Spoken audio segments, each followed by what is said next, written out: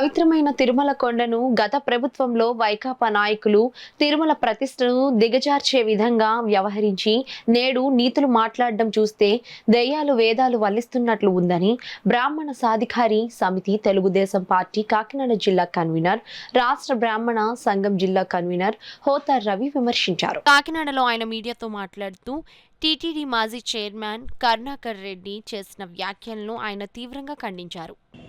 తిరుపతి వెంకన్న బాబుకి వీర విధేయ భక్తుల్లాంటి వాడు నటించే తిరుపతి కొండనంతా వీళ్ళు ఏదో చాలా బాగా ప్రక్షాళన చేసి బాగు చేసిన వాళ్ళలాగా కరుణాకర్ రెడ్డి గారు వెంటనే బయటకు వచ్చి వీడియో రిలీజ్ చేశారు. నేను ఏంటండి అంటే బండి సంజయ్ గారు వచ్చి ఆయన దర్శనం చేసుకెళ్ళిపోకుండా ఇవన్నీ ఆయనకి అవసరమా?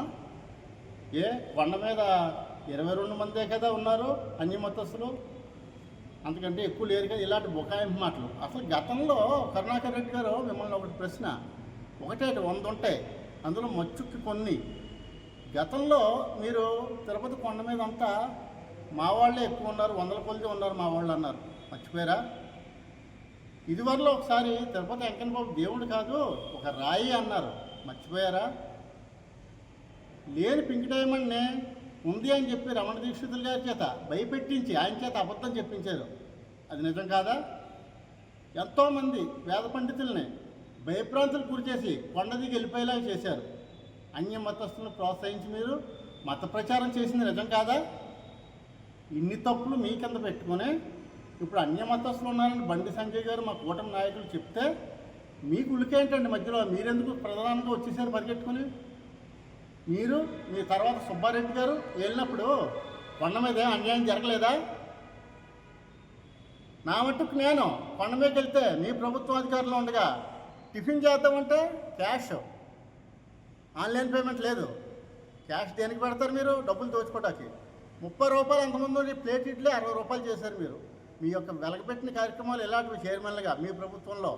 ఎందుకంటే వెంకన్న బాబు మీద భక్తి భావాలను తగ్గించి ఆయన మీద ఏదో రకంగా క్రిస్టియానిటీకి మరల్చాలని భక్తులు మీరు చాలా ప్రయత్నం చేశారు. నేను క్రిస్టియానిటీని నేను తప్పుపట్టట్లేదు, ఇష్టపడిన వాళ్ళు వెళ్తారు. బలవంతంగా మత మార్పులు చేసే విధానం ప్రోత్సహించారు మీరు. అలాంటి మీరు ఈరోజు సనాతన ధర్మం గురించి తిరుపతి కొండ మీద అన్యాయం జరుగుతుందన్న దాని గురించి మీరు ప్రశ్నిస్తారా? మీరు అలా ప్రశ్నించడానికి మీరు సరిపోరండి. మీరు ఆ రకమైన హేయమైన పనులు చేశారు కాబట్టే ఆ తిరుపతి వెంకన్న బాబు గారు మీ 151 స్థానంలో మధ్యలో 5 లాగేశాడు పైకి. 11 సీట్లే ఉంచాడు మీకు. ఇప్పటికైనా బుద్ధి తెచ్చుకోండి అని కొద్దిగా 11 సీట్లకు ఉంచాడు ఆయన. ఇంకా మీరు యశాలు వేశారనుకోండి, అయితే ఒకటి ఉంటుంది, అది కూడా ఉండకపోవచ్చు. మా కూటమి ప్రభుత్వం వచ్చిన తర్వాత ఈరోజు తిరుపతి కొండ మీద ప్రజలందరూ ఎంత హాయిగా సంతోషంగా దర్శనం అవుతుంది అంటున్నారు. అన్నప్రసాదం బాగుంది అంటున్నారు, డబ్బులు ఇవ్వక్కర్లేదు, ఆన్లైన్ పేమెంట్ బాగుంది అంటున్నారు, ప్రసాదం తిరుపతి లడ్డు ఎంతో బాగుంది అంటున్నారు. అలాంటి పరిపాలన సుపరిపాలన అందిస్తున్న కూటమి ప్రభుత్వాన్ని విమర్శించడానికి మీరు అసలు సరిపోరు.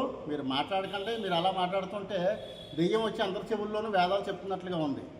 ఎప్పటికైనా తెలుసుకొని బుద్ధి తెలుసుకొని మరల్చుకోండి మీరు మీ వైసీపీ నాయకులను.